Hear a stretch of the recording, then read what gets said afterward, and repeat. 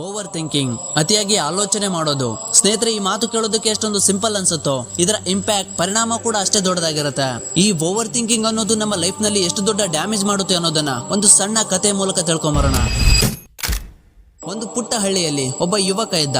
ಅವನು ಕಳೆದು ಹೋಗಿರುವ ಸಮಯದ ಬಗ್ಗೆ ತುಂಬಾ ಯೋಚನೆ ಮಾಡ್ತಿದ್ದ. ಅವನು ಒಂದೇ ವಿಷಯದ ಬಗ್ಗೆ ಯೋಚನೆ ಮಾಡಿ ಮಾಡಿ ಬೇಸತ್ತು ಹೋಗಿದ್ದ. ಅವನಿಗೆ ಯಾರಾದ್ರೂ ಏನಾದ್ರು ಅಂದ್ರೆ ಅಥವಾ ಅವನ ಜೊತೆ ಏನಾದ್ರೂ ಕೆಟ್ಟದಾಗಿ ನಡೆದ್ರೆ ಅವನು ಆ ಘಟನೆ ಸುತ್ತಾನೆ ಯೋಚನೆ ಮಾಡ್ತಾ ಇರ್ತಿದ್ದ ಮತ್ತು ಪೂರ್ತಿ ದಿನ ಅದೇ ಯೋಚನೆಯಲ್ಲಿ ಮುಳುಗಿರ್ತಾ ಇದ್ದ. ಅವನು ಯಾರ ಜೊತೆ ಏನಾದ್ರೂ ತಪ್ಪು ಮಾಡಿದ್ರೆ ಅಥವಾ ಮಾತನಾಡುವಾಗ ಕೆಲಸಕ್ಕೆ ಬಾರದ ಮಾತುಗಳನ್ನ ಆಡಿದ್ರೆ ಅವನು ಅದರ ಬಗ್ಗೆನೇ ದಿನ ಪೂರ್ತಿ ಯೋಚನೆ ಮಾಡ್ತಾನೆ ಕಳೆದ್ ಬಿಡ್ತಾ ಇದ್ದ.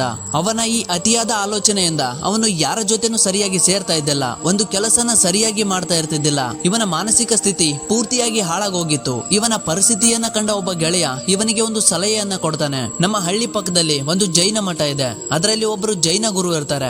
ಅವರ ಹತ್ತಿರ ನಿನ್ನ ಸಮಸ್ಯೆನ ಹೇಳ್ಕೊ, ಅವರು ನಿನ್ನ ಸಮಸ್ಯೆಗೆ ಒಂದಲ್ಲ ಒಂದು ಪರಿಹಾರನ ಕೊಟ್ಟೆ ಕೊಡ್ತಾರೆ ಅಂತ ಹೇಳ್ತಾನೆ. ತನ್ನ ಗೆಳೆಯನ ಮಾತಿನಂತೆ ಈ ಹುಡುಗ ಆ ಮಠಕ್ಕೆ ಹೋಗ್ತಾನೆ. ಅಲ್ಲಿ ಇದ್ದ ಜೈನ ಗುರುಗಳ ಹತ್ತಿರ ತನ್ನ ಸಮಸ್ಯೆನ ಹೇಳ್ಕೊತಾನೆ. ನಾನು ಕಳೆದು ಹೋಗಿರುವ ಸಮಯ ಮತ್ತು ಘಟನೆಯ ಬಗ್ಗೆ ತುಂಬಾನೇ ಯೋಚನೆ ಮಾಡ್ತಾ ಇರ್ತೀನಿ. ಇದರಿಂದ ನಾನು ಬೇಸತ್ತು ಹೋಗಿದ್ದೀನಿ, ನನ್ನ ಮನಸ್ಥಿತಿ ಪೂರ್ತಿ ಹಾಳಾಗಿ ಹೋಗಿದೆ, ಇದಕ್ಕೇನಾದ್ರೂ ಪರಿಹಾರ ಇದ್ರೆ ಹೇಳಿ ಅಂತ ಗುರುಗಳನ್ನ ಕೇಳ್ಕೊತಾನೆ.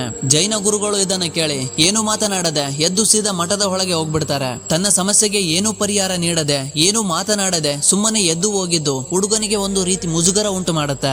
ಆದರೆ ಆ ಯುವಕ ಎದ್ದು ಹೋಗದೆ ಅಲ್ಲೇ ಕೂತಿರ್ತಾನೆ. ಸ್ವಲ್ಪ ಸಮಯದ ನಂತರ ಜೈನ ಗುರುಗಳು ಒಂದು ಮಡಕೆಯ ಗ್ಲಾಸಿನಲ್ಲಿ ನೀರನ್ನ ತುಂಬಿಕೊಂಡು ಆ ಯುವಕ ಇದ್ದ ಸ್ಥಳದಲ್ಲಿ ಬರ್ತಾರೆ. ಆ ಜೈನ ಗುರುಗಳು ಆ ಯುವಕನನ್ನ ಕೇಳ್ತಾರೆ, ಈ ಗ್ಲಾಸಿನ ತೂಕ ಎಷ್ಟಿರ್ಬೋದು ಹೇಳು? ಆ ಹುಡುಗ ಹೇಳ್ತಾನೆ, ನನಗೆ ಎಕ್ಸಾಕ್ಟ್ ಆಗಿ ಗೊತ್ತಿಲ್ಲ, ಆದ್ರೆ ಈ ಗ್ಲಾಸಿನ ತೂಕ ತುಂಬಾನೇ ಕಡಿಮೆ ಇದೆ. ಆಗ ಜೈನ ಗುರುಗಳು ಸ್ವಲ್ಪ ಗಂಭೀರವಾಗಿ ಕೇಳ್ತಾರೆ, ನನ್ನ ಪ್ರಶ್ನೆ ಇದಾಗಿದೆ, ಏನಾದ್ರೂ ನಾನು ಈ ಗ್ಲಾಸ್ ಅನ್ನ ಸ್ವಲ್ಪ ಸಮಯದವರೆಗೆ ಹೀಗೆ ಇಟ್ಕೊಂಡು ನಿಂತ್ರೆ ಏನಾಗುತ್ತೆ? ಯುವಕ ಹೇಳ್ತಾನೆ, ಏನೂ ಆಗೋದಿಲ್ಲ.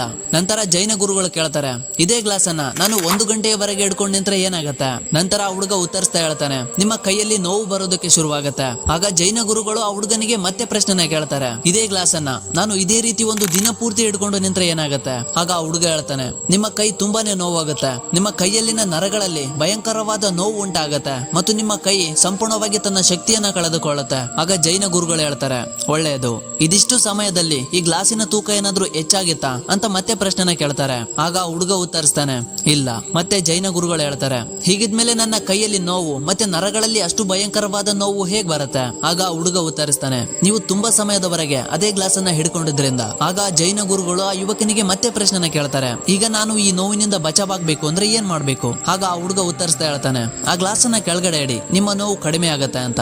ಆಗ ಜೈನ ಗುರುಗಳು ಹೇಳ್ತಾರೆ, ನೀನು ಸರಿಯಾಗಿ ಹೇಳಿದೆ, ನಮ್ಮ ಜೀವನ ಅನ್ನೋದು ಕೂಡ ಹೀಗೇನೆ. ಇಲ್ಲಿ ಬರೋ ಕೆಲವೊಂದು ಸಮಸ್ಯೆಗಳು ಘಟನೆಗಳು ಕೂಡ ಇದೇ ರೀತಿ ಇರುತ್ತೆ. ಅದನ್ನ ನೀನು ನಿನ್ನ ತಲೆಯಲ್ಲಿ ಸ್ವಲ್ಪ ಸಮಯದವರೆಗೆ ಇಟ್ಕೊಂಡಿದ್ರೆ ಆಗ ಅನ್ಸುತ್ತೆ ಎಲ್ಲ ಸರಿಯಾಗೇ ಇದೆ, ಏನೂ ಆಗಿಲ್ಲ ಅಂತ. ಅದರ ಬಗ್ಗೆನೆ ಇನ್ನೂ ಜಾಸ್ತಿ ಸಮಯದವರೆಗೆ ಯೋಚನೆ ಮಾಡ್ತಾ ಇದ್ರೆ ಅದು ನಿನಗೆ ನೋವು ಕೊಡೋಕೆ ಶುರು ಮಾಡುತ್ತೆ. ಮತ್ತು ನೀನು ಅದನ್ನೇ ತುಂಬಾ ಸಮಯದವರೆಗೆ ಯೋಚನೆ ಮಾಡ್ತಾನೆ ಇದ್ರೆ ಇದರಿಂದ ನಿನ್ನ ಮನಃಶಾಂತಿ ಹಾಳಾಗತ್ತೆ. ಅದು ನಿನ್ನನ್ನ ಒಬ್ಬ ಹುಚ್ಚನಂತೆ ಮಾಡುತ್ತೆ. ಇದರಿಂದ ನೀನು ಜೀವನದಲ್ಲಿ ಏನು ಮಾಡಕ್ಕೆ ಆಗಲ್ಲ, ನಿನ್ನ ಜೀವನ ಬರ್ಬಾದ್ ಆಗೋಗುತ್ತೆ. ಜೈನ ಗುರುಗಳು ಮುಂದುವರಿಸ್ತಾ ಹೇಳ್ತಾರೆ, ನಿನ್ನ ಜೀವನದಲ್ಲಿ ನಡೆದ ಕೆಲವೊಂದು ಘಟನೆಗಳು ಸಮಸ್ಯೆಗಳ ಬಗ್ಗೆ ಯೋಚನೆ ಮಾಡೋದು ಅವಶ್ಯಕವಾಗಿರುತ್ತೆ. ಅದರಿಂದ ನೀನು ಏನಾದ್ರೂ ಕಲಿತಾ ಮುಂದೆ ಹೋಗ್ಬೋದು. ಆದ್ರೆ ಯಾವಾಗ ನೀನು ಒಂದೇ ವಿಷಯದ ಬಗ್ಗೆ ಅತಿಯಾಗಿ ಯೋಚನೆ ಮಾಡೋಕೆ ಶುರು ಮಾಡ್ತೀಯೋ ಆಗ ಆ ನೀರಿನ ಗ್ಲಾಸ್ ನಂತೆ ನೋವು ಅನುಭವಿಸಬೇಕಾಗತ್ತೆ. ನಾವು ಈ ಕ್ಷಣದಲ್ಲಿ ಮಾತ್ರ ಏನಾದ್ರೂ ಮಾಡೋಕೆ ಸಾಧ್ಯ, ಯಾಕಂದ್ರೆ ನಡೆದು ಹೋಗಿರುವ ಘಟನೆ ನಮ್ಮ ಕೈಯಲ್ಲಿ ಇರೋದಿಲ್ಲ. ಅದನ್ನ ಯೋಚನೆ ಮಾಡ್ತಾ ಪಶ್ಚಾತ್ತಾಪ ಪಡೋದು ವ್ಯರ್ಥ, ಇದರಿಂದ ಏನೂ ಪ್ರಯೋಜನ ಆಗೋದಿಲ್ಲ. ನೀನು ಇಲ್ಲಿವರೆಗೆ ನಡೆದು ಹೋಗಿರುವ ಘಟನೆಗಳ ಬಗ್ಗೆ ಯೋಚನೆ ಮಾಡ್ತಾ ಪಶ್ಚಾತ್ತಾಪ ಪಡ್ತಿದ್ದೆ, ಆದ್ರೆ ಇನ್ನು ಮುಂದೆ ಇಲ್ಲಿವರೆಗೆ ಆಗಿರೋ ತಪ್ಪುಗಳನ್ನ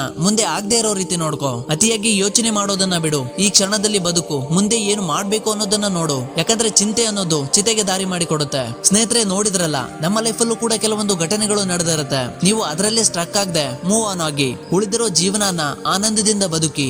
ಈಗ ಈ ವಿಡಿಯೋ ಇಷ್ಟ ಆಗಿದ್ರೆ ವಿಡಿಯೋಗೊಂದು ಲೈಕ್ ಮಾಡಿ, ಚಾನಲ್ಗೆ ಹೊಸಬರಾಗಿದ್ರೆ ಸಬ್ಸ್ಕ್ರೈಬ್ ಮಾಡ್ಕೊಳ್ಳಿ, ಬೆಲ್ ಐಕಾನ್ ಆಲ್ ಗೆ ಸೆಟ್ ಮಾಡ್ಕೊಳ್ಳಿ, ನಾವು ಮಾಡೋ ಪ್ರತಿ ವಿಡಿಯೋನ ಮೊದಲು ನೋಡೋದಕ್ಕೆ. ಈ ವಿಡಿಯೋ ನಿಮ್ಗೆ ಹೇಗನ್ನಿಸ್ತು ಅಂತ ಕಾಮೆಂಟ್ ಮಾಡಿ. ಸಿಗೋಣ ಮತ್ತೊಂದು ವಿಡಿಯೋದಲ್ಲಿ. ಅಲ್ಲಿವರೆಗೂ ಜೈ ಕನ್ನಡಾಂಬೆ, ಜೈ ಭಾರತ್ ಮಾತೆ.